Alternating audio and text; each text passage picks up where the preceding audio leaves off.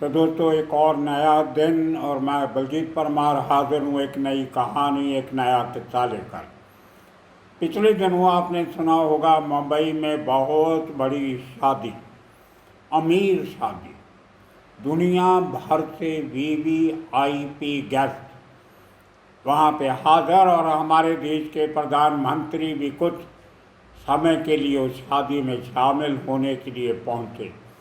बड़े बड़े celebrities, international singer, actor, दूसरे हर फील्ड के सेलिब्रिटीज़ वहाँ पहुँचे हुए, politician, film actor, writer, dancer, कोई ऐसी क्लास नहीं होगी जो शादी में शामिल नहीं थी। कितने करोड़ों, लाखों करोड़ों का खर्चा हुआ होगा वो आप खुद अंदाज़ा लगा सकते हो। लेकिन इस सारी सेलिब्रेशन के बीच में हमारी एजेंसीज की नींद हराम करके रखी हुई थी। क्यों? क्योंकि बहुत सारी ईमेल पे, ट्विटर पे, दूसरे सोशल मीडिया के जो साधन होते हैं उनके थ्रू बहुत सारी धमकियां मिल रही थी कि हम ये कर देंगे, वो कर देंगे।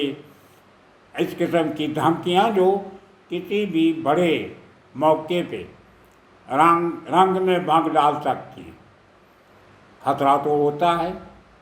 अब जहाँ हजारों लोग हाजिर होंगे वहाँ कौन आदमी किस भेष में आ जाएगा। लेकिन इतनी पुख्ता सिक्योरिटी होते हुए ही भी जो 3 स्टार सिक्योरिटी थी, पहले एक जगह सिक्योरिटी, फिर दूसरी जगह, फिर तीसरी जगह, एक एक गाड़ी का नंबर सिक्योरिटी वालों को दिया हुआ, एक गाड़ी में कितने लोग होंगे वो बताया हुआ, और कहा ये भी जाता है कि सब लोगों की फ़ोटोग्राफ भी पुलिस वालों के पास मौजूद थी, वो फ़ोटो देख के मिला के फिर अंदर जाने देते। वो जो बहुत ही खास थे, उनके लिए जो सेपरेट गाड़ियों का काफिला तैयार किया गया था, उसकी शायद चेकिंग कम होती थी, और बाहर से आने वाले जिनके लिए चार्टर प्लेन भेजे गए, लाए गए, उनका सामान सेपरेट आता था। वो अपना सामान खुद खोल नहीं सकते थे, लेकिन वो सामान उनकी रहने की जगह पे पहुंचने के पहले वहाँ सामान पहुंच जाता था, ताकि कोई आदमी उनके सामान के साथ छेड़छाड़ करके कोई ऐसी चीज़, वस्तु ना रख दे जो खलल डाले इतने बड़े फंक्शन में। तो इन धमकियों के चलते हुए हमारी एजेंसियों की नींद उड़ी हुई थी कि सब कुछ शांति से हो जाना चाहिए, कोई गड़बड़ नहीं होनी चाहिए। अब जिन आईपी एड्रेस से वो धमकियां आई थी, ईमेल हो या ट्विटर अकाउंट हो या टेलीग्राम हो या और जो भी फोरम होते, उन सब की चेकिंग हो रही थी। काफ़ी सारी धमकियां थी। हमारे एजेंसी के लोग लगे हुए थे, कहाँ से आई, कितने की। इसी तरह मुंबई पुलिस की भी 4 टीमें इस पर लगी हुई थी, जो ये ढूंढ रहे थे कि ये आखिर मैसेज आया तो कहाँ से आया, कौन आदमी है जो थ्रेट कर रहा है, कोई इंडिविजुअल है या ऑर्गेनाइजेशन है। और कुछ लोग तो ऐसे भी कोई भी ऑर्गेनाइजेशन का नाम रख लेते हैं और उसके नाम से धमकी दे देते हैं। खैर, बहुत बारीकी से छानबीन करते हुए मुंबई क्राइम ब्रांच की यूनिट 9, जिसके मुखिया आजकल एक ज़माने के रहे बड़े एनकाउंटर स्पेशलिस्ट दया नायक, वो सीनियर इंस्पेक्टर हैं यूनिट 9 के। पिछले दिनों एक बहुत बड़ा हथियारों का ज़खीरा भी पकड़ा था उन्होंने, फिर गुजरात से जाके भी कुछ हथियार पकड़ के लाए थे। बहुत काम कर रहे हैं आजकल। नवंबर में उनकी रिटायरमेंट है और उनकी इच्छा है कि कुछ ऐसे बड़े बड़े काम किए जाएं कि शायद मुझे आउट ऑफ टर्म प्रमोशन मिल जाए और मैं एसीपी बन के रिटायर हूँ। हो सकता है अगर अच्छे काम करेंगे तो एक प्रमोशन मिल भी सकती है, सरकार के हाथ में है। लेकिन अभी बहुत समय बाकी है एसीपी बनने का। अगर इनको बनाते हैं तो इनके जो सीनियर हैं, जो एसीपी ड्यू हैं, वो नहीं बने तो काफ़ी गड़बड़ भी हो सकती है, कोर्ट में चैलेंज भी किया जा सकता है। खैर वो दूसरा इशू है। तो दया नायक और उसकी टीम भी इन लोगों को ढूंढने में लगी थी। कहा यह जाता है कि कुछ लोगों के जब उन आईपी एड्रेसेस की पहचान हुई कि कहाँ से, किस कंप्यूटर से वो मैसेज भेजे गए, या किस टेलीफोन से, मोबाइल फ़ोन से वो थ्रेटनिंग, धमकी देने वाली कॉल की गई, उनकी जांच पड़ताल करते हुए एक खबर मिली कि एक भावेश गोठी नाम का आदमी, जो मुंबई के नज़दीक बॉर्डर, जो थाना का बॉर्डर है बॉम्बे का और गुजरात रोड पे, जो वहाँ पे दहशत चेकना का हुआ करता था एक ज़माने में, आजकल तो बंद हो गया, वहाँ उस एरिया का रहने वाला है। उसकी खबर मिलती है और उसका जब पीछा किया जाता है इलेक्ट्रॉनिक सर्वेलेंस के थ्रू, तो उसकी हाजिरी पाई जाती है बांद्रा रिक्लेमेशन की, जो समुद्र के किनारे का एरिया है। वहाँ फ्लाईओवर बहुत बड़े बड़े बने हुए हैं। उनमें से एक फ्लाईओवर के ऊपर उस आदमी को लोकेट किया जाता है, घेरा जाता है और पकड़ लिया जाता है। उसकी तलाशी ली जाती है तो 411 सिम कार्ड उसके कब्जे से मिलते हैं। अब बताइए, हम और आपने एक सिम कार्ड लेना हो तो कितने झंझट करने पड़ते हैं। कंपनी का आदमी आएगा, जो आप उनके पास जाएंगे, आपको दीवार के साथ खड़े होकर एक तस्वीर खिंचानी पड़ती है।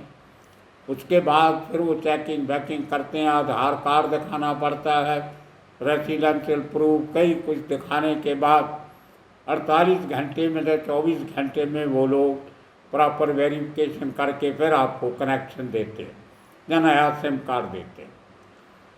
लेकिन यहाँ ये शख्स अपनी जेब में 411 सिम कार्ड लेके घूम रहा है, जो उसने बहुत सारे लोगों के फर्जी आधार कार्ड बनाए होंगे, जब फर्जी आइडेंटिटी कागजात बनाए होंगे, उनके ज़रिए से उस आदमी ने ये सिम कार्ड लिए और लोगों को देता था महंगे भाव, एक बिजनेस बनाया हुआ।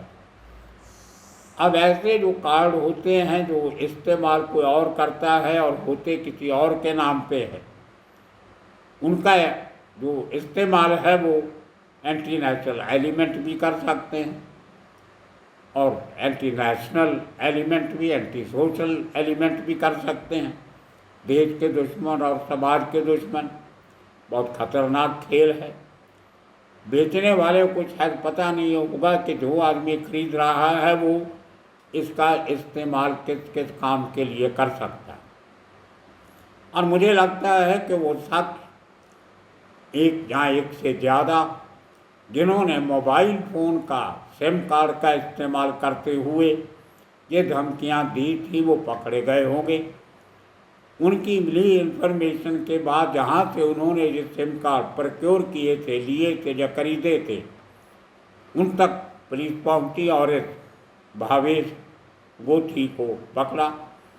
और उसके इंटरोगेशन के बाद उसके एक और सहयोगी जिसका नाम भरत सुथार है, वो मुंबई का ही रहने वाला है, उसको भी पकड़ा गया। 2 आदमी अब तक हिरासत में लिए जा चुके हैं।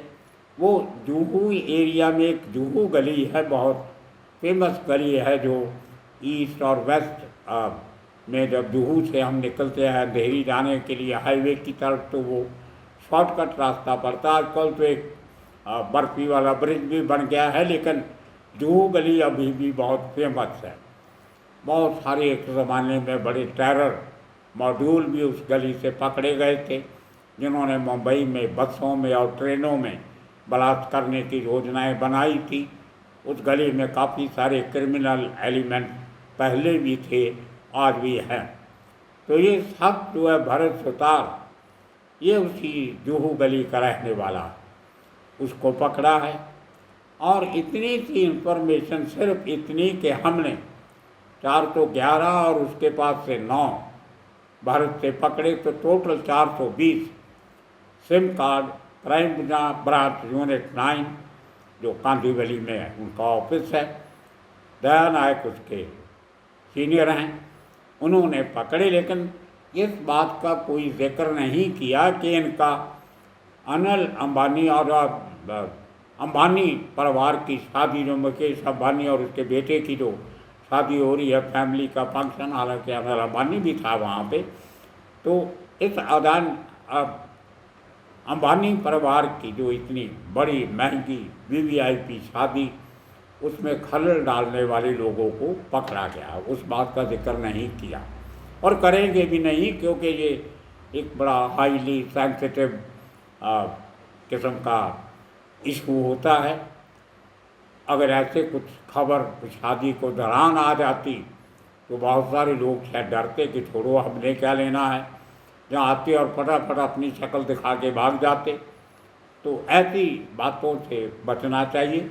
लेकिन अच्छा काम मुंबई पुलिस ने किया, जहाँ बहुत सारी एजेंसी ये ढूंढने में लगी हुई थी। उस समय भी मुंबई पुलिस की क्राइम ब्रांच ने एक अच्छा काम करते हुए, एक अच्छी इन्वेस्टिगेशन करते हुए उन लोगों के पकड़ा जिन लोगों ने ये सिम कार्ड बेचने का धंधा बना रखा था। अब आने वाले दिनों में देखना होगा क्या इस पूरी कॉन्स्पिरेसी के पीछे कौन थे।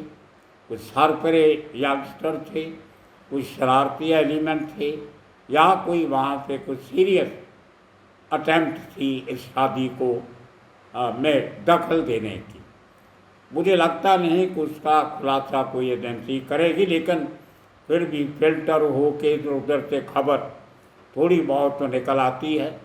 जब कहीं कोई ऐसी बात सामने आएगी तो आपके साथ शेयर करेंगे। आज के दिन के लिए इतना ही काफ़ी। तब तक के लिए आप सबका बहुत बहुत शुक्रिया, धन्यवाद।